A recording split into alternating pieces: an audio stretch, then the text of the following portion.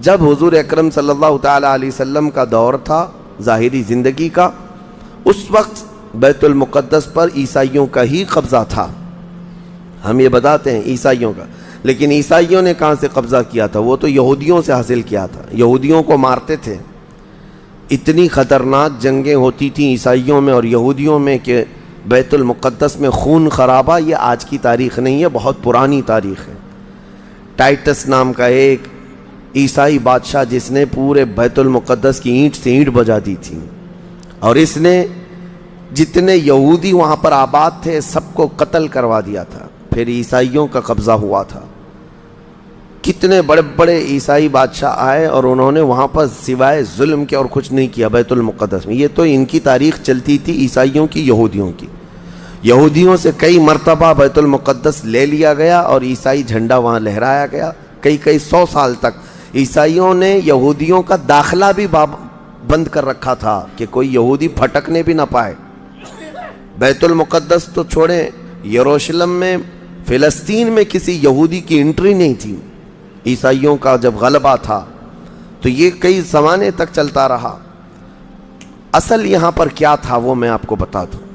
یہ بیت المقدس کا مسئلہ آپ کو سمجھنا اس لیے بھی ضروری ہے کہ آج پوری دنیا میں یہ ایک سب سے بڑا ایشو کیوں ہے.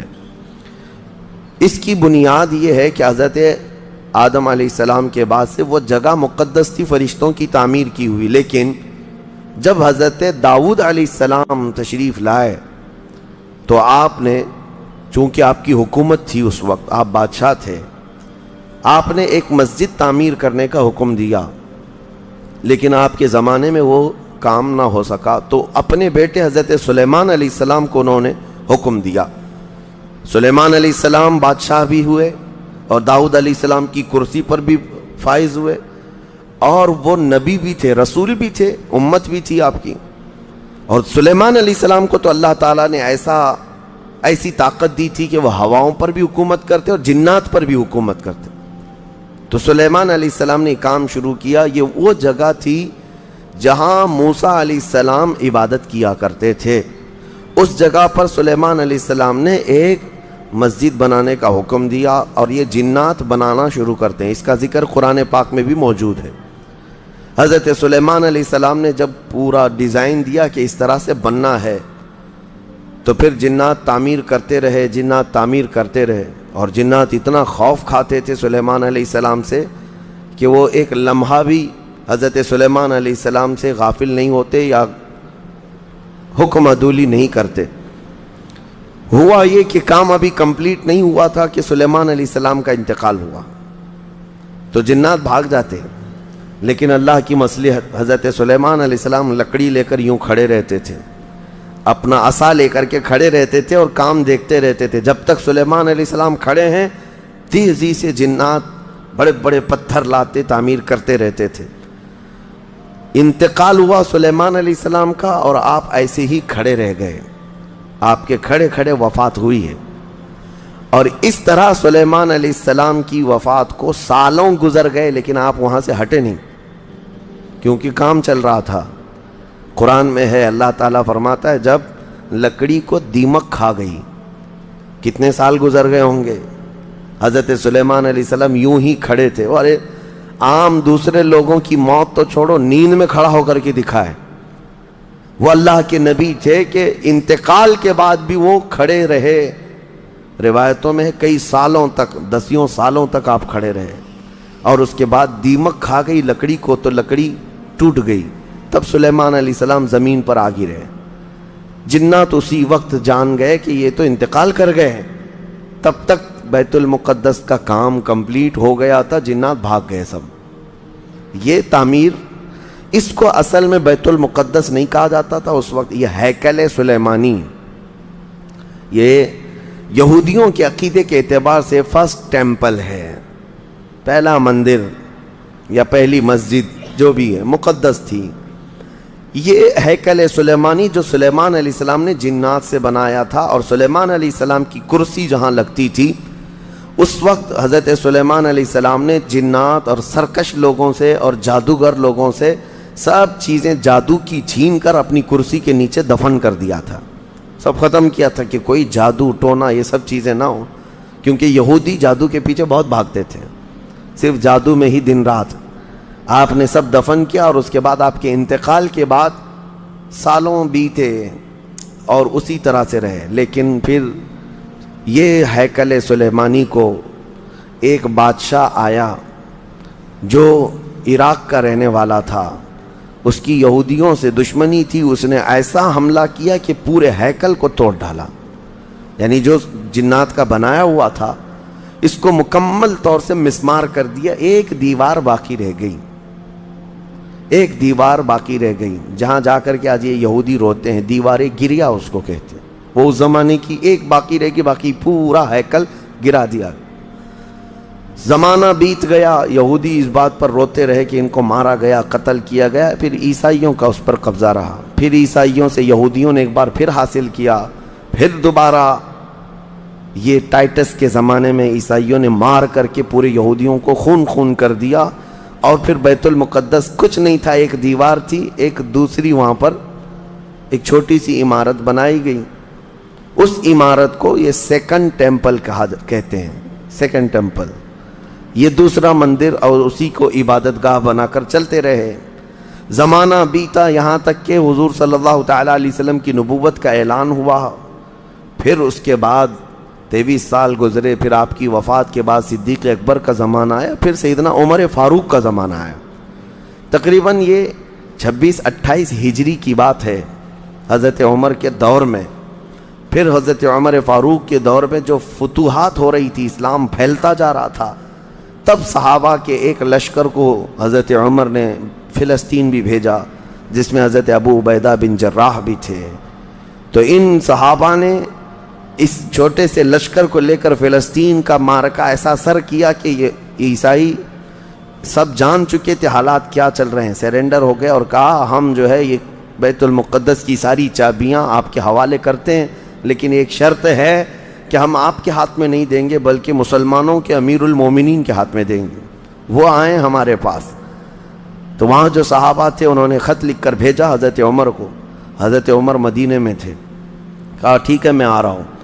قبلہ اول مسلمانوں کے ہاتھ میں تھا، بیت المقدس آ رہا تھا، سیدنا عمر فاروق مدینے سے چل پڑے، ایک غلام کے ساتھ نکلیں اور ایک سواری ہے، ایک خچر ہے، اور دونوں بھی کس انداز سے جا رہے ہیں، ایسا امیر المومنین جس کے رعب سے قیصر و کسریٰ کانپتے تھے، لڑائی کی کسی کے اندر مجال نہیں تھی، وہ ایک خچر کے سواری پر اتنا لمبا سفر طے کر رہے ہیں، وہ بھی غلام سے یہ طے کر رکھا ہے 1 میل میں بیٹھوں گا، 1 میل تو بیٹھنا، ہاں تو رسی پکڑ کے چلے گا 1 میل تک، اور اس کے بعد جب تو بیٹھے گا تو میں رسی پکڑ کے چلوں گا 1 میل تک، اس طرح سے تو سفر طے کیا۔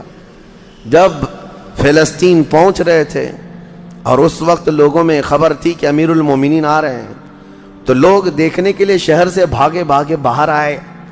اتفاق ایسا کہ اس وقت خچر گھوڑے پر بیٹھنے کی باری غلام کی تھی اور نکیل رسی حضرت عمر کے ہاتھ میں تھی۔ دوڑے ہوئے لوگ آئے جو نہیں پہچانتے تھے، عیسائیوں نے امیر المومنین کہہ کر اس غلام کا استقبال کیا کہ تشریف لائیں۔ تب جو صحابہ تھے وہاں پر انہوں نے پکار کر کہا نادانو، وہ امیر المومنین نہیں، رسی پکڑا ہوا امیر المومنین ہے، یہ امیر المومنین ہے۔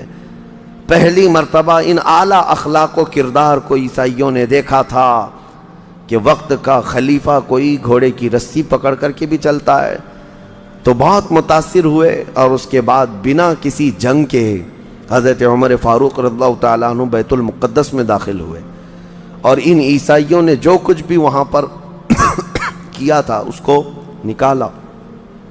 پھر حضرت عمر فاروق رضی اللہ تعالیٰ عنہ نے پہلی اذان دینے کا حکم فرمایا، وہ ظہر کی اذان تھی، آپ نے وہاں پر نماز پڑھائی۔ پھر اس کے بعد یہ سلسلہ چلتا رہا۔ اب اس میں تفصیل ہے، عیسائیوں کو اسی طرح ہم بھی بھگاتے، مسلمان بھی بھگاتے، جیسے یہ یہودیوں کو بھگاتے تھے، تو انہیں آج بولنا چاہیے تھا کہ مسلمانوں نے زبردستی قبضہ کیا۔ حضرت عمر فاروق کا عام اعلان تھا کہ جو یہاں پر رہنا چاہے اس کے لیے کھلی آزادی ہے، حتیٰ کہ عیسائیوں کا چرچ بھی تھا پرانا، حضرت عمر نے کہا اس کو توڑا نہ جائے، اس میں عبادت جو ہوتی ہے ان کو اپنی عبادت کرنے دیا جائے۔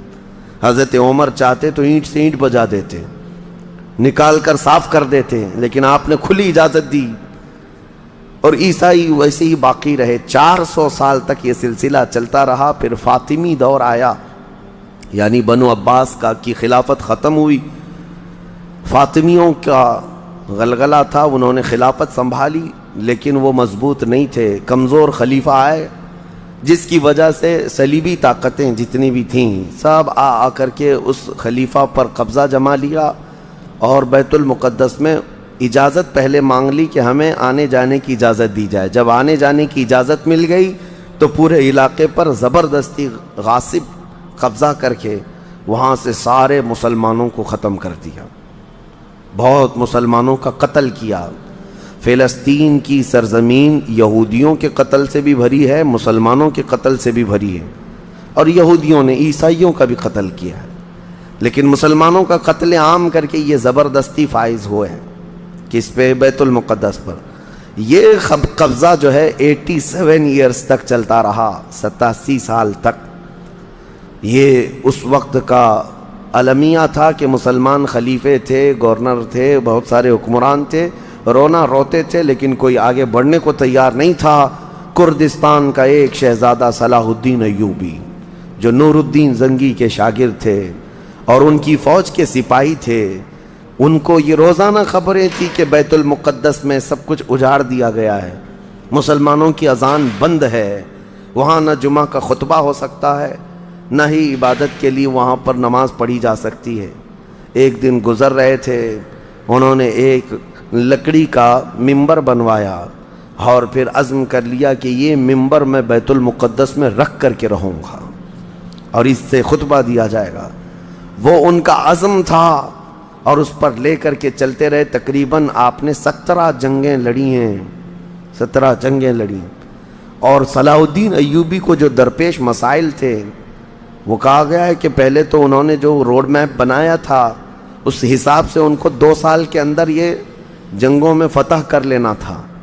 2 سے 4 سال کے اندر ان کے دماغ میں یہ تھا کہ بیت المقدس کو میں حاصل کر لوں گا، لیکن فرماتے ہیں کہ اپنوں کی مخالفت اتنی تھی، جگہ جگہ سے کوئی مسلمان بیٹھا ہوا ہے، نواب بیٹھا ہے، کہیں کوئی کسی چھوٹے علاقے کا خلیفہ، کوئی گورنر، سب پکڑ پکڑ کر کے ان کی ٹانگ کھینچیں، ان کے فوجیوں میں ورغلائیں اور الگ الگ وسوسے ڈالیں، جس کی وجہ سے پہلے اپنوں سے بھڑتے بھڑتے آپ کو 18 سال لگ گئے۔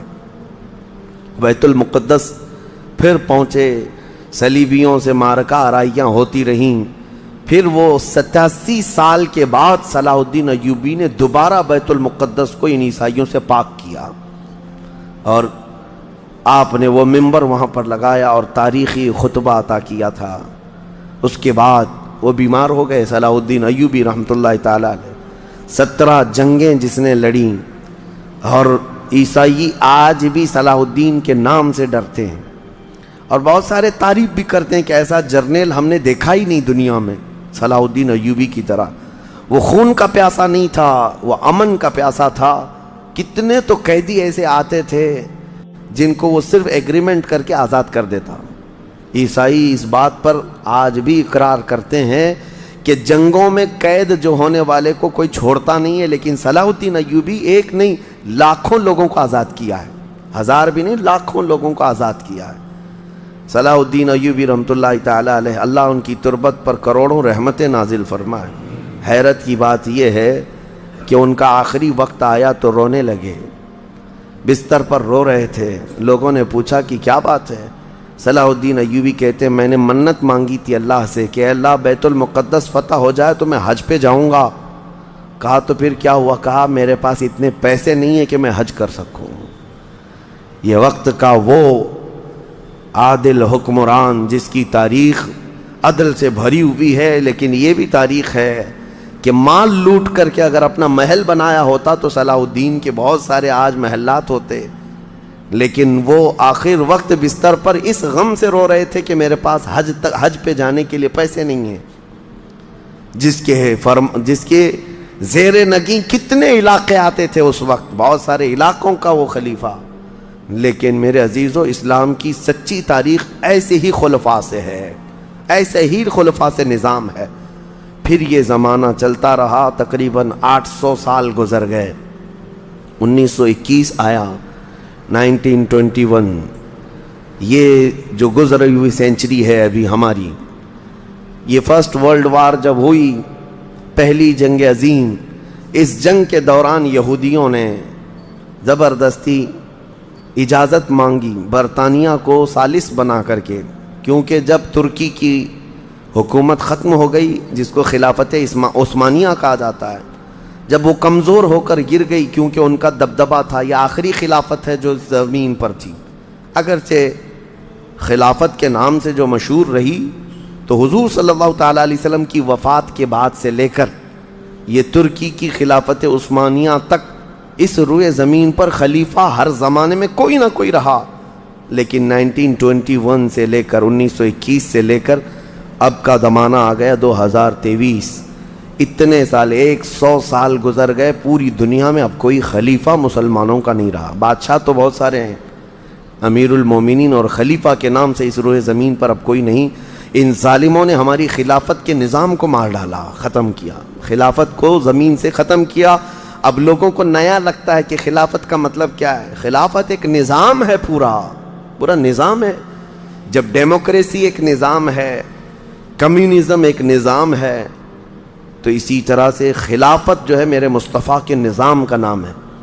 جب یہ ختم ہوا تو پھر 1921 میں یہودی جگہ جگہ سے جو مارے گئے تھے، اس وقت جرمن سے بھگائے جا رہے تھے، جینوسائیڈ کیا گیا تھا یہودیوں کا، جرمن میں مارا جا رہا تھا، تو ان کے اوپر دنیا والوں نے چنتک بیٹھک جس کو کہتے ہیں رحم کرنے کا، کئی مرتبہ بیٹھکیں ہوئی، بڑے بڑے لوگوں نے کہا یہودی پوری دنیا میں مارے جا رہے ہیں اور یہ مظلوم ہیں، ان کو کہیں پناہ دی جائے۔ پناہ دینے کے لیے جب بات آئی تو فلسطین کا ایک چھوٹا سا علاقہ 4000 یہودیوں کو رہنے کی اجازت دی گئی۔ 1921 سے 4000 یہودیوں کو رہنے کی اجازت دی گئی، اور پھر جب وہ 4000 یہودی رہے تو بڑھتے بڑھتے دنیا بھر سے لوگ ہجرت کر کے یہودی وہاں جاتے رہے، اور تقریباً 1948 1947 1947 جب ہمارے ہاں آزادی کا مسئلہ چل رہا تھا، تب تک یہودی جو ہے لاکھوں کی تعداد میں وہاں جمع ہو چکے تھے، اور جمع ہو کر کے ان لوگوں نے، اور اسی وقت ہٹلر کا دور بھی ختم ہوا تھا، اور ہٹلر نے ان کو بہت مارا تھا، جس کو ہولوکاسٹ کہا جاتا ہے، اور بہت زیادہ ظلم کیا تھا۔ تو یہ سب بھاگ کر کے فلسطین میں جمع ہوئے، اور پھر ایک ایگریمنٹ سائن کروا لیا گیا دنیا کی بڑی بڑی طاقتوں سے کہ یہ اسرائیل ایک کنٹری ہے۔ فلسطین کو 2 حصوں میں بانٹ دیا گیا، آدھا عربوں میں، آدھا یہودیوں میں، فلسطین کے 2 حصے کر دیے۔ تو آدھا یہودیوں کو ملا تو ٹھیک ہے، لیکن اس کے غصے میں عربوں میں جنگ شروع ہوئی۔ 1948 کے بعد پھر جنگوں کا آغاز ہو گیا، جارڈن، سیریا، مصر، ان لوگوں نے اسرائیل کے ساتھ، انہوں نے نئی کنٹری کا نام اسرائیل رکھا تھا، جنگ کیا۔ جب جنگ کرتے رہے، اسرائیل اپنے پیر پھیلاتا رہا اور آگے بڑھتا رہا، کیونکہ اس وقت ان عربوں کے اندر یا جدید ہتھیار نہیں تھے۔ اسرائیل کو فلی طور پر امریکہ کا سپورٹ تھا، UK کا سپورٹ تھا، یورپ کا سپورٹ تھا۔ ان تینوں ملکوں کے ساتھ بڑی خوفناک جنگوں میں ان کو پیچھے ڈھکیل دیا گیا، بلکہ جو صحرائے سینا تھا مصر کا، وہ بھی اسرائیل نے قبضہ کر لیا۔ طور سینا جس کو کہتے ہیں، کوہ طور، وہ بھی ان کے لیے مقدس تھا، وہ بھی حاصل کر لیا۔ پھر اس کے بعد دوسری جنگ بھی ہوئی تھی مصر کی، تب مصر نے وہ علاقہ واپس لیا اور اسرائیل کو سمیٹنے کی کوشش کرتے رہے۔ 3 بڑی جنگوں میں ہوا یہ کہ جب جنگ ہوتی رہی، اسرائیل پھیلتا رہا۔ پھر 1978 کے قریب یا 75 کے آس پاس اسرائیل نے پورے طور پر فلسطین کا کنٹرول اپنے ہاتھ میں لے لیا، جس میں بیت المقدس بھی چلا گیا۔ یہ ہے تاریخ میں آدم علیہ السلام کے زمانے سے لے کر یہاں تک کی بتا رہا ہوں، مختصر جھلکیاں۔ اس کے بعد سے یہودیوں نے بیت المقدس کا کنٹرول اپنے ہاتھ میں لیا، حالانکہ UN کا یہ فیصلہ ہے کہ پورے اسرائیل کو یہ خاص طور پر تنبیہ کی گئی ہے کہ صرف مسجد اقصی جو بیت المقدس ہے، اس کا کنٹرول اور اس کا مینجمنٹ اس کے انتظامات یہودیوں کے ہاتھ میں بھی نہیں رہیں گے اور وہاں کے فلسطینی مسلمانوں کے ہاتھ میں بھی نہیں رہیں گے، یہ جارڈن کی حکومت کو دیا گیا ہے۔ جارڈن کی حکومت، جس کو کسٹوڈین آف یہ کہا جاتا ہے بیت المقدس، وہ اس کے انتظام دیکھتی ہے، لیکن برائے نام ہے یہودیوں نے دھجیاں اڑا رکھی ہیں پورے دنیا بھر کے قوانین کی۔ جہاں جہاں ان کو پابندی تھی کہ یہاں نئے گھر نہیں بنائیں گے، ابھی 3-4 سال پہلے انہوں نے پورے مسلمانوں کے محلے کو ختم کر کے 200 گھر بنائے، یہودیوں کو آباد کیا۔ برسوں سے یہاں جو مسلمان تھے، ابھی آپ جا کر کے کبھی دیکھیں یروشلم، بیت الحم، جو بیت المقدس کے آس پاس کے علاقے، رحم اللہ، 40 سال 45 سال ہو گئے دکانوں کو تالے لگے ہوئے ہیں، جالے لگے ہوئے ہیں، لیکن کھولنے کی اجازت نہیں ہے۔ اتنے پرانے وقت سے دکانیں بند ہیں، کہا کہ نہیں، یہودیوں کی طرف سے کوئی یہاں پر کھولنے کی اجازت نہیں ہے، مسلمانوں کے نام پر۔ اور اللہ کا فضل تو دیکھیں، وہ مسلمان کیسے جگرے والے لوگ ہیں، میں نے اپنی آنکھوں سے دیکھا ہے۔ ہر جگہ کی طبیعت کے اعتبار سے اللہ تعالیٰ مخلوق پیدا کیا ہے۔ ان ظالم غاصب اسرائیلیوں کو ہم نے دیکھا، یہ بندوق تانے بیت المقدس کے ہر دروازے پر کھڑے رہتے ہیں، اور مسلمانوں کا فلسطینی 8 سال کا بچہ آتا ہے، اس کی نال یوں پھینک کر کے مسجد میں اندر جاتا ہے، نماز پڑھتا ہے، پھر نکلتا ہے، اور وہ فوجی دیکھتا رہ جاتا ہے، کچھ نہیں کرتا۔ بسا اوقات گولیوں سے برساتے ہیں، روزانہ کا معمول یہ ہے۔ رات کو گولیوں کی بارش ہوئی، سمیٹ کر کے ختم کیا گیا، زخمی ہاسپٹل میں گئے، دوسرے دن دیکھا عصر کے بعد بیت المقدس کے باہر صحن جو ہے وہاں پر پھر عورتیں، بچے، سب جو روزانہ عصر سے لے کر مغرب تک اپنی روٹیاں، اپنے کھانے لے کر کے آتی ہیں، بیٹھتی ہیں، ایسا لگتا ہے یہاں کچھ ہوا ہی نہیں، کچھ ہوا ہی نہیں۔ مائیں بچوں کو بچپن سے یہ چیز ڈال دیتی ہیں کہ بیٹا اگر تو ابھی گھر سے گیا نماز کے لیے تو ہمیں یہ یقین نہیں ہوتا کہ تیرا جسم آئے گا کہ تیری لاش آئے گی۔ ہر ماں کا یہ وہاں پر جذبہ ہے، اور یہ حدیث پاک میں موجود ہے۔ میرے آقا صلی اللہ علیہ وسلم نے فرمایا، لا تزال طائفۃ من امتی، میری امت میں سے ایک جماعت ایسی رہے گی جو قیامت تک حق کے لیے لڑتی رہے گی، اور اللہ ان کا ناصر و مددگار ہوگا۔ بیت المقدس کی یہ تاریخ آج، بیت المقدس کو انہوں نے خون میں نہلا رکھا ہے، یہودیوں کا زبردستی اس پر قبضہ ہے۔ اب یہ چاہتے کیا ہیں، یہ بھی میں آپ کو بتا دوں، یہ چاہتے ہیں کہ یہ مسجد اقصی جو تعمیر ہوئی یہ حضرت عمر کے حکم سے ہوئی، پھر اموی خلفاء جب آئے، خلیفہ ولید بن عبد الملک، اس نے پوری مسجد بنوائی، اور یہ جو پیلا گنبد آپ دیکھتے ہیں قبۃ الصخرہ، جو مسجد اقصی سے جس کو مشہور کیا گیا ہے، یہ قبۃ الصخرہ ہے، ڈوم آف راک جس کو کہتے ہیں، یہ اصل اس سے لگی ہوئی ہے بیت المقدس کی مسجد پرانی، اس کو شو نہیں کرتے، اس کو یہ گرا کر کے، اس کو پورا زمین بوس کر کے 3rd ٹیمپل بنانے کا پلان ہے۔ ان کو یہ چاہیے کہ حضرت داؤد علیہ السلام کے زمانے میں جو کام شروع ہوا تھا، سلیمان علیہ السلام نے جو مندر بنایا تھا، جو ٹیمپل بنایا تھا، ہم اس کو اسی جگہ تعمیر کریں گے۔ تو بیت المقدس، مسجد اقصی کی دیوار سے دیوار انہیں گرانا ہے، اس کے لیے یہ کیا کیا سازشیں کرتے رہے، کھدائی کرتے رہے کہ یہاں پرانا خزانہ ہے، فلاں چیزیں ہیں، ثبوت نکالنا ہے۔ کتنا دیواروں کو ہلانے کے لیے آرٹیفیشیل زلزلے لائے گئے، مصنوعی طور پر یہ زمین ارتھ کویک لائے گئے کہ مسجد اقصی گر جائے، لیکن اللہ کی مرضی جب تک چاہے۔ اب اگر حالات ایسی ہیں تو یہ مسجد اقصی کو گرا کر کے وہاں پر ایک 3rd ٹیمپل بنائیں گے، جس کا پورا آرکیٹیکٹ ڈیزائن بھی انہوں نے ظاہر کر دیا ہے، نشر کر دیا ہے، کوئن بھی ایک جاری کر دیا ہے، جس کو لے کر کے ان کے 3rd ٹیمپل کے اندر جائے گا، آئے گا۔ یہ 2017 کی بات میں بتا رہا ہوں، پوری تیاریاں کر لی گئی ہیں۔ اب دیکھا گیا ہے کہ مسلمان ہر جگہ سے سوئے ہوئے ہیں، اب کوئی بھی اٹھتا نہیں ہے۔ عربوں کے منہ میں تو انہوں نے اپنی زبان رکھ دی ہے، عرب اب بولنے کے قابل نہیں رہ گئے، اور بغل کے جو دیش لڑے تھے پہلے، مصر، سیریا، جارڈن، آج ان کی حالت کیا ہے؟ وہ خود خانہ جنگی میں مبتلا ہیں، آپس کی لڑائیوں میں مصروف ہیں۔ اسرائیل کی غنڈہ گردی اور دادا گیری اس حد تک بڑھ گئی ہے کہ اسے آس پاس کسی کا خوف نہیں۔ ہاں اگر کچھ بولتا ہے تو کبھی ترکی بولتا ہے، ہاں اس کو اپنے اس ملک کے لیے سب سے بڑا خطرہ محسوس ہوتا ہے تو ایران ہے۔ ایران کو اس نے سعودی سے ایسا لڑا کر کے رکھا ہے کہ وہ آپس میں جنگیں کرتے رہیں، اسی لیے ابھی ایران اور سعودی کا پیس معاہدہ ہوا، ایگریمنٹ ہوا، تو سب سے پہلے نیند حرام ہو رہی ہے اسرائیل کی کہ یہ اگر دوست ہو گئے تو میرا کیا ہوگا، میری حفاظت کیا ہوگی۔ اسرائیل حماس کو مدد کرتا ہے، جو غزہ میں ایک علاقہ باقی رہ گیا مسلمانوں کا جو فلسطین کے اندر ہے، جو آج تک لڑ رہے ہیں، آج تک راکٹ داغتے ہیں، اسرائیل کے ساتھ لڑتے ہیں۔ 20,000 کی تعداد ہے وہ بیچاروں کی، 20,000 کی تعداد ہے۔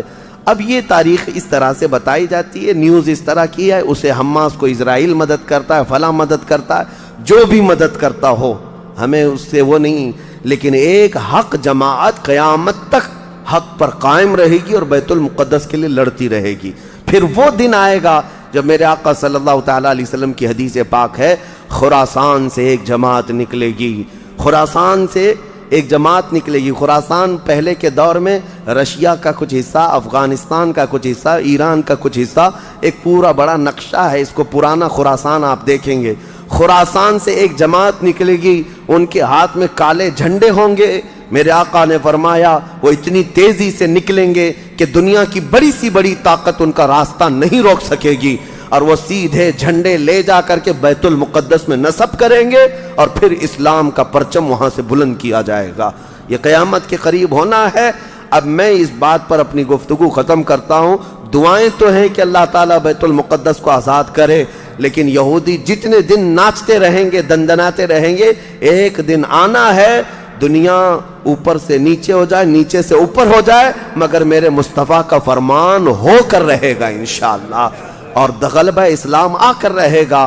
آج یوم القدس کے طور پر پوری دنیا میں یہ بات منائی جا رہی ہے۔ میں بچوں میں یہ انفارمیشن نقل کرنا چاہتا ہوں کہ بچوں یاد رکھو ہمارا بیت المقدس سے کیا رشتہ ہے، ہمارا کیا تعلق ہے، اور ہمارے لیے وہ کتنی عظمت والی جگہ ہے۔ اس لیے کہ آپ ہندوستان میں ہیں، دور دراز ہیں، کہیں پر بھی ہیں، لیکن روحانی رشتہ تمہارا جب مدینے سے جڑا ہے تو مدینے کے آقا کے فرمان سے بھی جڑا ہوا ہے۔ اللہ کریم ہم سب کو بیت المقدس کے محافظین میں شامل فرمائے۔ قیامت کے قریب امام مہدی کی فوج میں اللہ تعالی ہمارا شمول فرمائے۔ کریم خدا بیت المقدس کو تو آزاد فرما دے، یہودیوں کے چنگل سے اسے آزاد کر دے۔